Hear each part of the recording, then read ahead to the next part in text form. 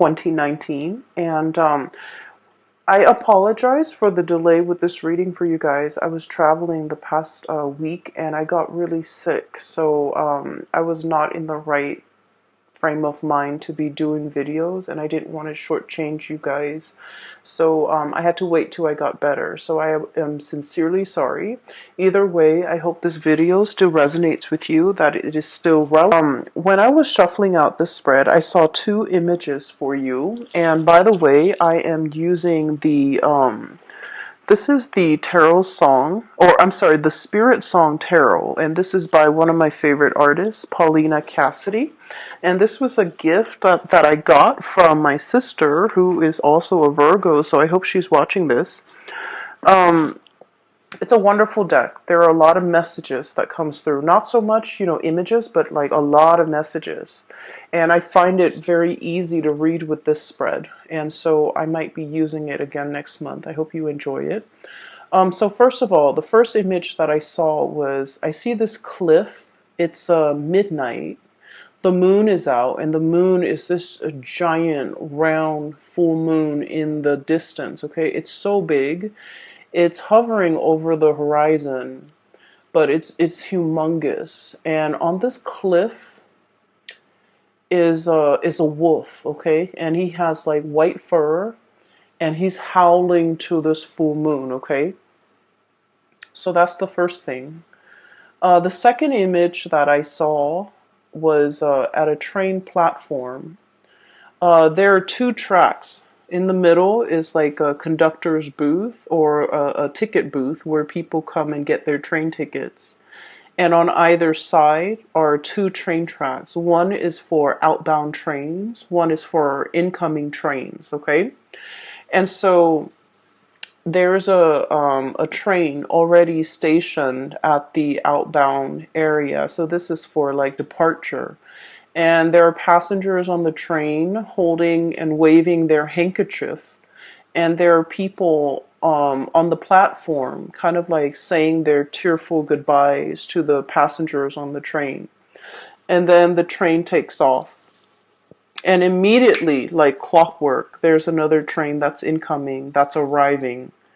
And so I'm seeing a series of train departing, and then like clockwork, another train arrives.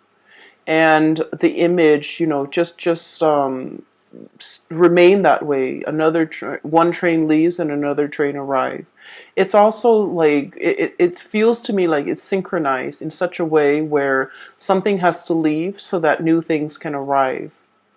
Okay, and the new things can arrive until something leaves. So that's what it feels like. It's very cyclical. It's very synchronized. It's almost like preordained, designed. And it seems as if, things are very much like clockwork, which is something you might appreciate because you guys are very punctual and you guys are very efficient with your timing, okay? And you like things to be neat and to be predictable and to be, synchronized, okay? So, going back to the first message, here's what I'm sensing. And this is something that I've noticed with a lot of Virgos. You guys behave very much like a Capricorn, okay? Capricorns are known as like the lone wolf, okay? They're the lone wolf in the zodiac. And they're very stoic, they're very self-contained.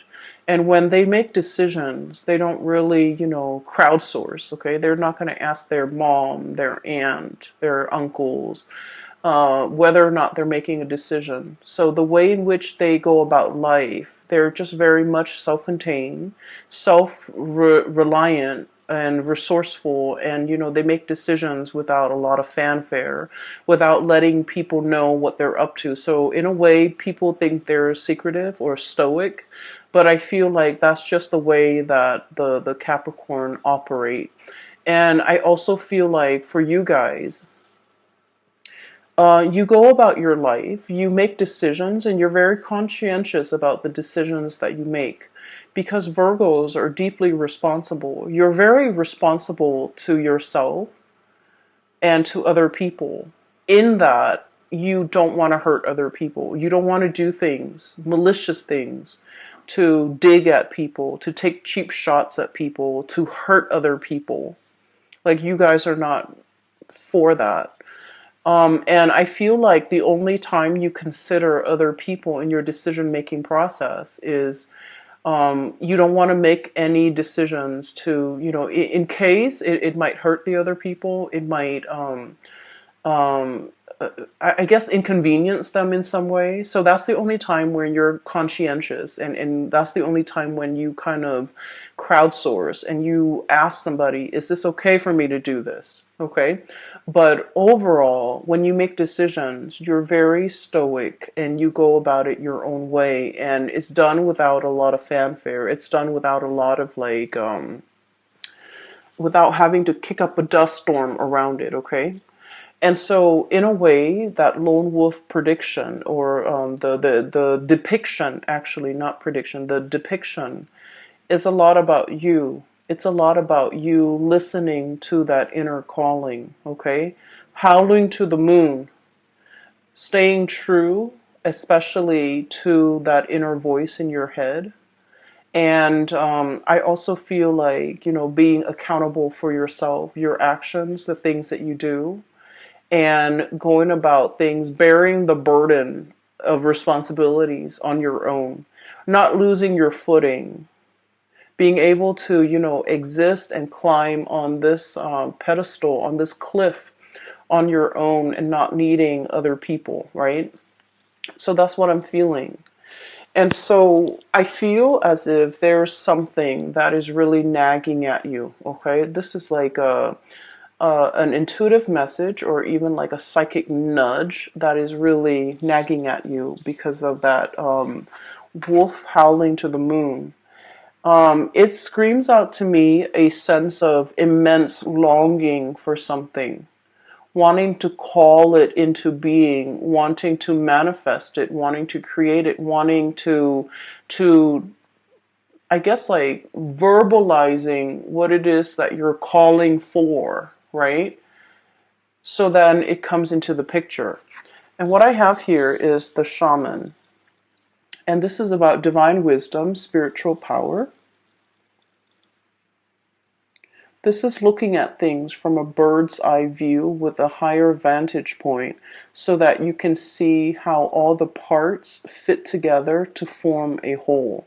Seeing how things are very interrelated and interconnected, so that one decision made will have ripple effects to create, I guess, like a disturbance, or even to affect something that is further afield.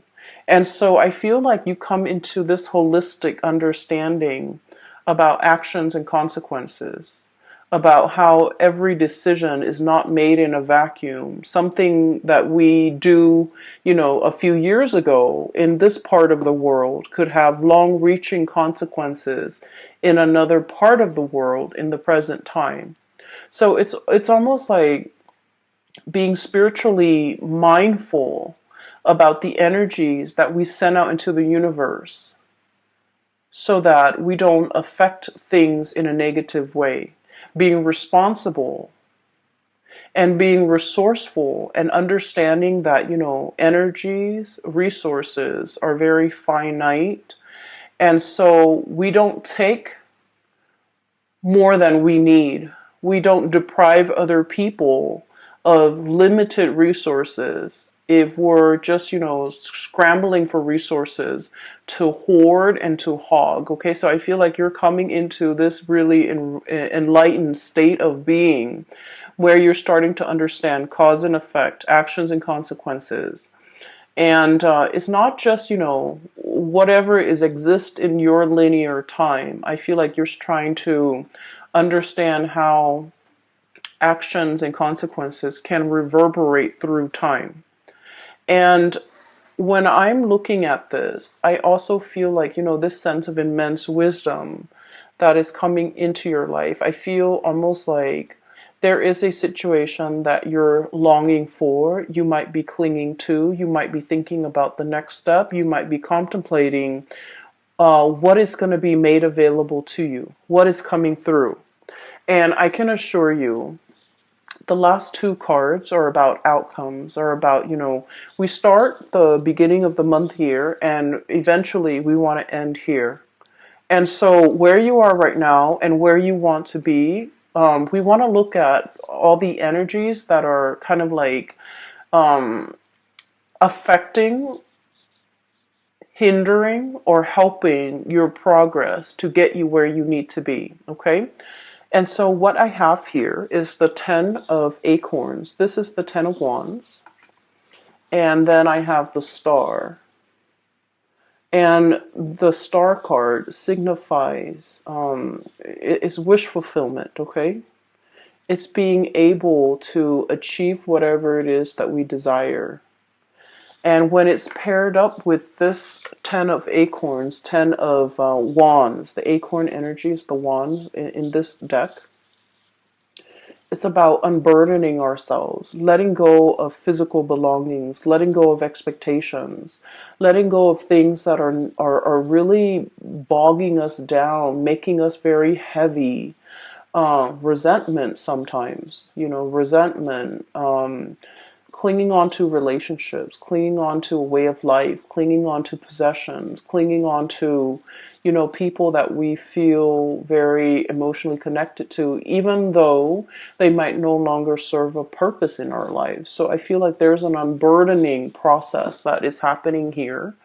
It's associated with the star. So it's kind of like a reminder.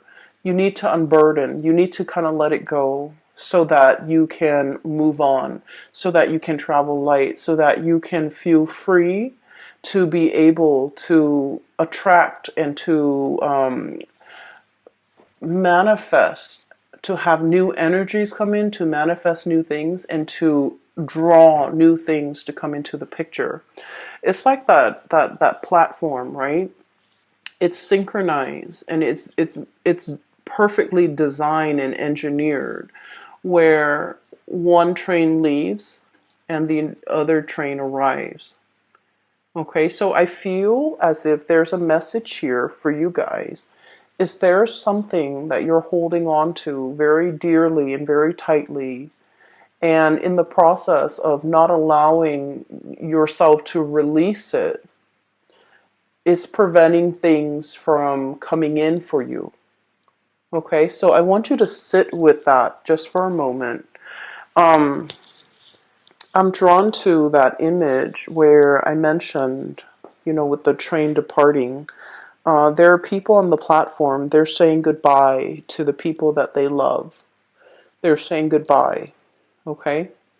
Somebody, the passengers on that train, they're heading towards their new life. They're heading towards like a new way of living. They're heading far away. And the people on the platform are like unable to let go because of that emotional connection. They're unable to like let that go, and the train is the catalyst for severing that connection, but also allowing something to take place, allowing something to move forward and progress so that new things can come in. So I feel like, Virgos, is there something in your life that is an emotional attachment of yours and it's no longer serving you in this present moment? And for many of you, we have here the Two of Cups. This is a potential relationship, okay? A partnership even. And this is a really, it's like a very exalted connection because with the Cups energy, it's spiritual and emotional in nature. It's mutual support, it's love, and it's friendship built on mutual respect. And what I feel is happening here is, for many of you, you started out as the lone wolf, right? And life can feel very, very lonely, right? You're naturally, you guys are a very shy sign. Like typically you don't want to be the center of attention. You're not like the wisecracking, the busybody, the one that needs to be in the limelight. That's not you. And I feel like, you go through your life as this lone wolf and you've transformed. You've met like a group of people that you are really emotionally tied to. It could be a work environment. It could be someone who's very dependent on you.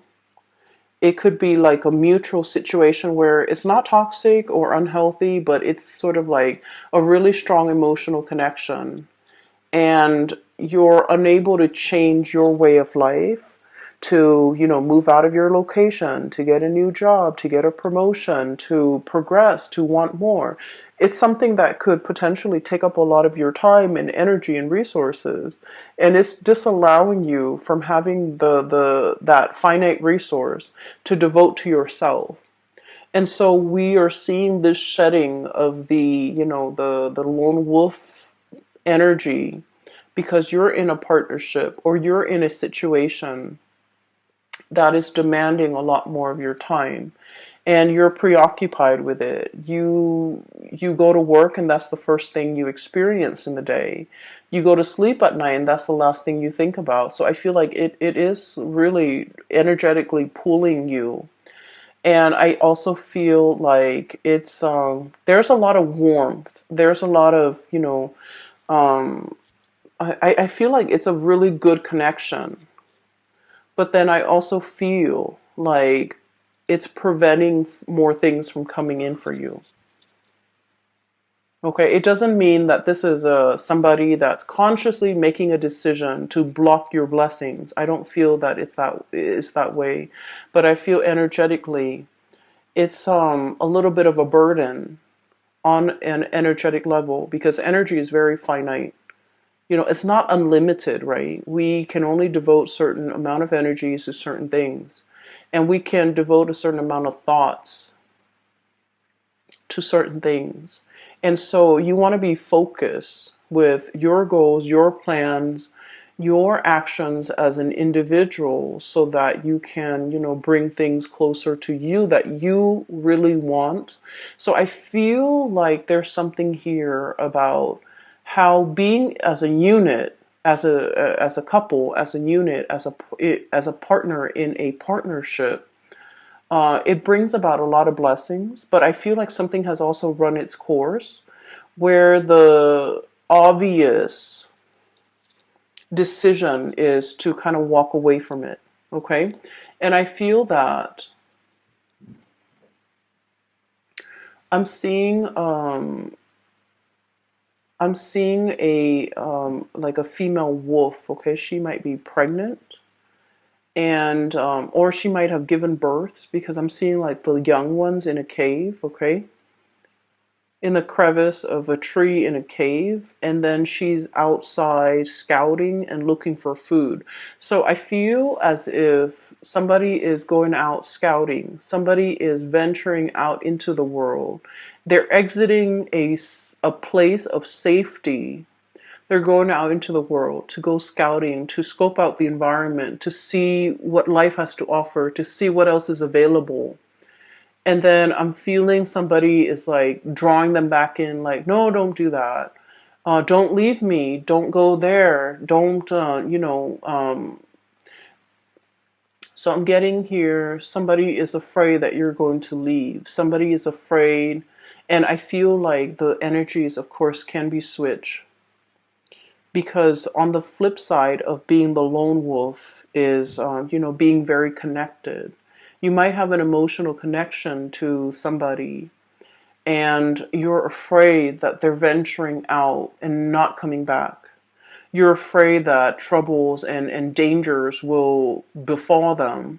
You're afraid that they might be, I want to say, like, lured away from the cave, lured away from their path back to you. So I feel like there's a situation here where somebody is thriving better with independence and the other person is disallowing that independence. Okay? So it's like, when somebody's old enough, they need to fly the nest. And if you're in a position where you can guide them so that you can steer them away from danger, you want to do that rather than holding them back, rather than not letting them develop to their full potential. So I definitely feel like there's a situation here. It's done out of love, it's done out of that sense of safety and protection, but it can feel a little bit like we're overreaching or overstepping our boundaries, or we're not really doing the other person a favor because they need to venture out and kind of like experience life on their own. So I want you to look at this combination, okay? This is like, I gotta go out, I gotta find food, I have to go scope out the territory. I have to figure out, where the food source is. So it's kind of like an anteater. And this is an armadillo reaching out his hand, almost like, no, don't go. His or her hand. No, don't go. Don't leave me here. I'm kind of stuck here. This is thorny. I don't want to be here. And, you know, it's like, if you're going to go, please come back. Okay, so I feel like it's a tearjerker. It's like the tearful goodbyes. But with the train, one train is departing, the other one is arriving. Everything is very cyclical. It's going to come full circle, right? So that basically means that they're going to go off and do their own thing. And then one day, they're going to come back around. So they have to leave first for them to return. And so I feel like this is really telling you to allow things and situations to change, to understand that, we have to let something go. If we love something, we have to let it go. We have to let the other person go to find their own life's calling. And if destiny takes them back to us, then it's meant to be, right? So it's like loving with an open hand, okay? Not a closed fist, but like an open hand, so that we can allow the best opportunities to come in for ourselves and for the other person, so that we both can grow. Otherwise, it gets very stifled and claustrophobic, and just, it could potentially turn very toxic. Okay. I feel for many of you, you might be dealing with somebody who might have had their fair share of abandonment issues. Okay, so like, I feel that you have pretty much been like an anchor in their life. You're like the pillar of stability. You're the anchor. You're the person that they have always depended on. And when you say you're going to go, I'm going to be gone, you tell them exactly, I'm going to be gone half an hour, I'll come back. And sure enough, half an hour later, you always come back. So you're kind of like that pillar of strength and stability in their life. You're the one thing that is very predictable in their life. And I also feel like for some of you, it's like clockwork. They're so used to having you around, and I feel like they might have taken it for granted. They might have not seen the value in you properly. They might have I'm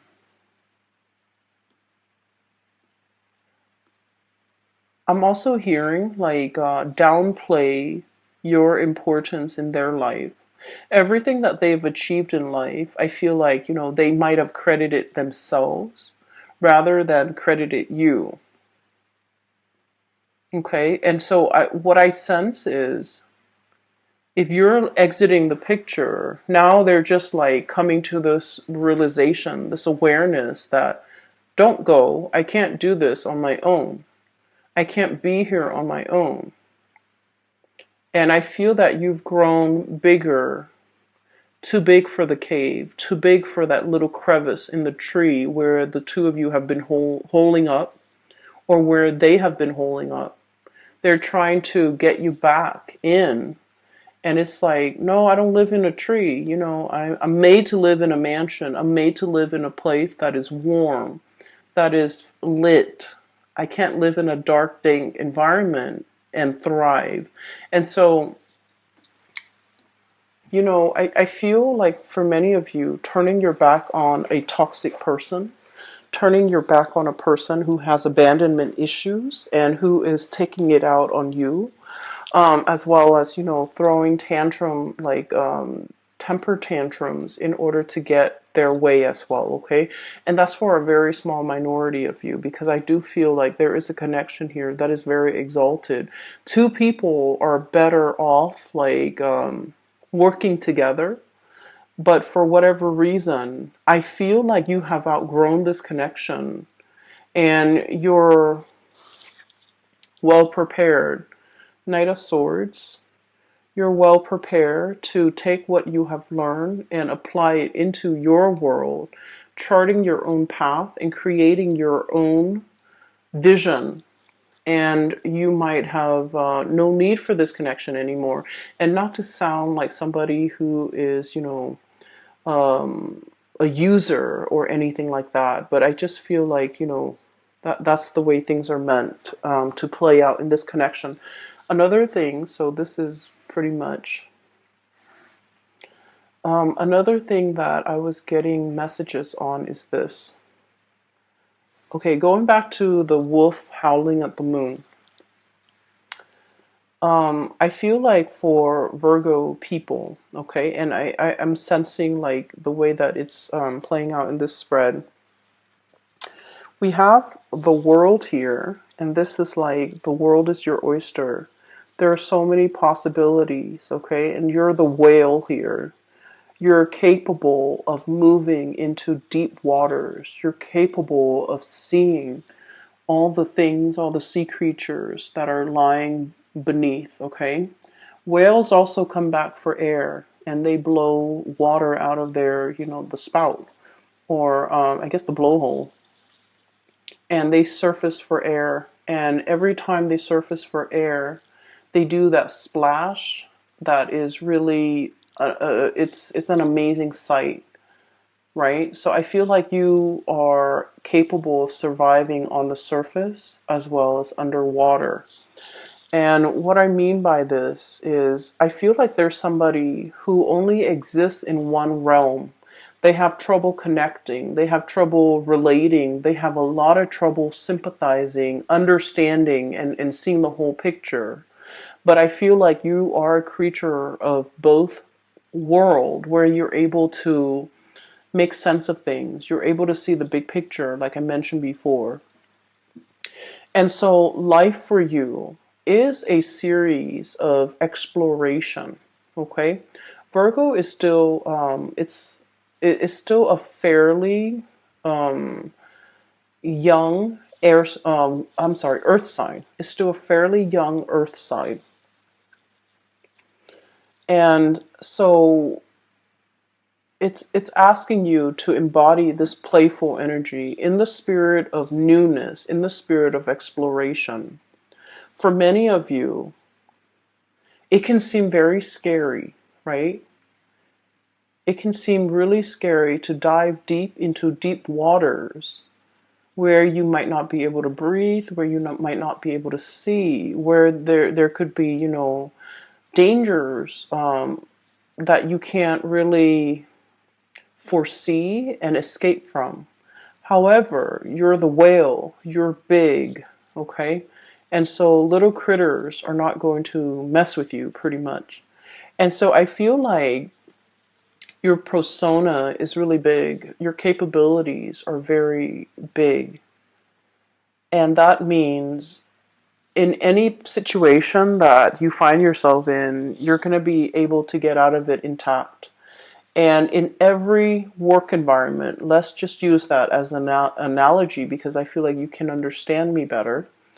In every work environment, no matter what tasks your superiors give you, you learn it, you do it well, and then soon you become an expert, right? And so you might have gone in, at the very beginning, feeling very afraid, apprehensive. Am I good enough? Am I able to do it justice, do the work justice? Am I going to let them down? Am I capable of doing this? Am I smart enough? So you have all of these self-doubts, raging in your head. And then pretty soon you become a master at whatever task they entrust you with. So the same thing applies here, where it's like, yes, you're charting unknown territory, but look at your track record in the past. Have you ever let anyone down? Have you ever not been able to do something? Have you ever had to throw in the towel? Have you ever had to, accept that failure is an option? I don't feel like that's the case. And so, knowing that about yourself and knowing that about your history, I feel like there's a situation here where you're going to have to dive really deep. You're going to have to go through a process of exploration to figure out what is a good fit, to figure out what you need to master, to figure out as well where you belong. And so, where I'm going with this is, life is a series of departures and arrivals, right? We master something and then we move on. That is the lone wolf mentality, okay? It's not about staying in one place so that trackers can find you, fur traders can be able to track your footprints or paw prints, and to be able to hunt you for fur, okay? So we have to adapt a little bit more of a nomadic lifestyle. It's not about being on the run or constantly running from something or moving from something, but it's about, shifting from one location to the next, being a little bit versatile and understanding, especially once I have delved deep and once I have mastered something, it's time for me to move on to the next thing. Some of a big persona, okay, and this is not about arrogance. This is like, it's like like an oversized brain. You manage to cram in a lot of things. You manage to learn a lot of things really, really fast, and you have become very, like, mentally very agile and very versatile. And so, new projects, new things, new expectations coming through from other people, they don't really phase you. At first, you're afraid, but then after a while, you realize it's just the same thing. You have cracked a code when it comes to learning new information, storing new information, and you've done it in a way where other people haven't really mastered this. And so if you're aware of that, and if you can write a book about how that's done, what your process is, it would help a lot of people, because I feel like people don't really know how to synthesize new knowledge. Okay, but you do, and a lot of what you're doing is like, um, you're dealing with a new task, and you're relying on something that you've learned in the past that is very similar to what you're doing here. And you're making those connections, and that's why, assimilating new information for you is very simple. If you can find a way to articulate that in a book, in a or even, like, in a panel, in a discussion, it would be really beneficial for other people to hear, because I feel like they haven't mastered that, but you have. And so really look at, let's not stay in one place for too long. Let's not stay and give ourselves away. Let's not let the hunters and the fur traders be high on our trail and to smell our scent and to be able to track us down. Okay, so that's what I'm feeling here. It's a process of understanding when something has already reached its apex, when it's time to let go, and when it's time to, allow something new to come in. Okay, so new things cannot come in unless we depart, unless we let go. All right. And so to tie in with the rest of your reading,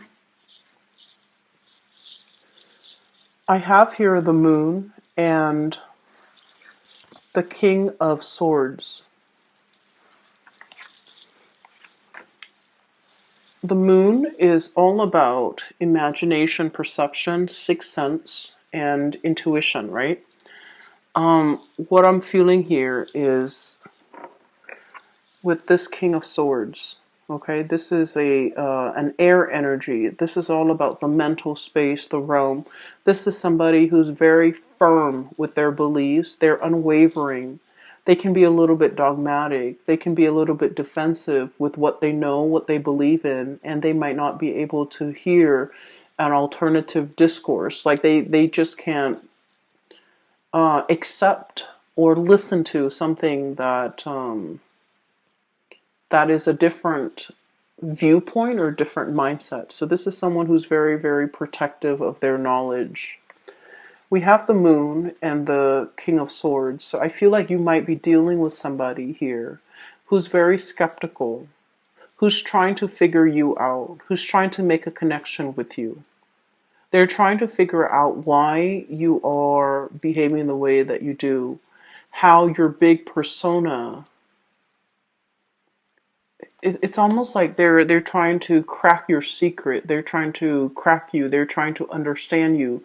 They're trying to draw out the wisdom and the knowledge that you have spent many, many decades trying building up, and they're having trouble seeing you. The moon is about confusion. It's about seeing something that's not there, or seeing a situation through like a very, it's like looking at life through frosted glass. Everything is very blurry. Everything is a silhouette, and it's very blurry, and you can't make out the features, and you can't make out things in certainty. So the way that you are behaving with this person, you might be quite elusive. You might not want to engage and socialize and to reveal all of yourself. I feel like they're looking at you very skeptically. And I do sense that, I'm hearing the word underestimate. Okay? Like somebody might be underestimating your capabilities.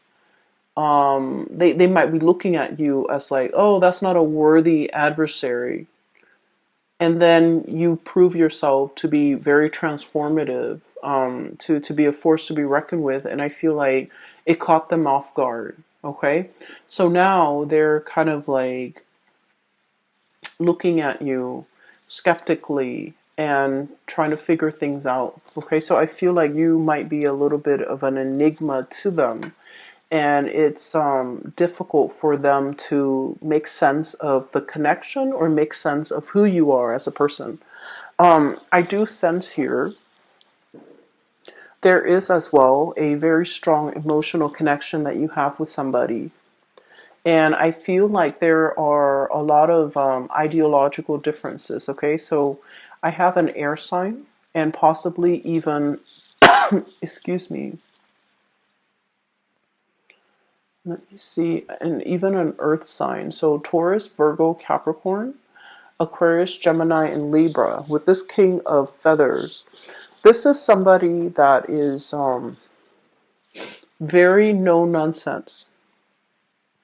And what you really like about them is their sense of predictability. Okay? This is somebody that's like, they don't talk out of the side of their mouth. When they say something, they mean it. When they say, I'll meet you at 5, they mean at 5. They're punctual, they're dependable. Excuse me.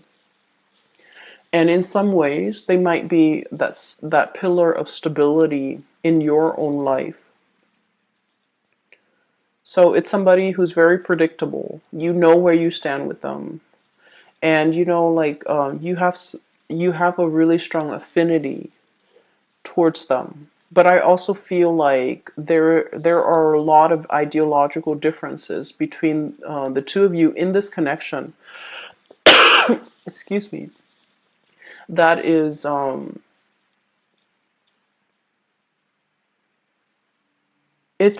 it's kind of you question each other, not in a bad way. But in there's a lot of talking, there's a lot of conversation I'm hearing.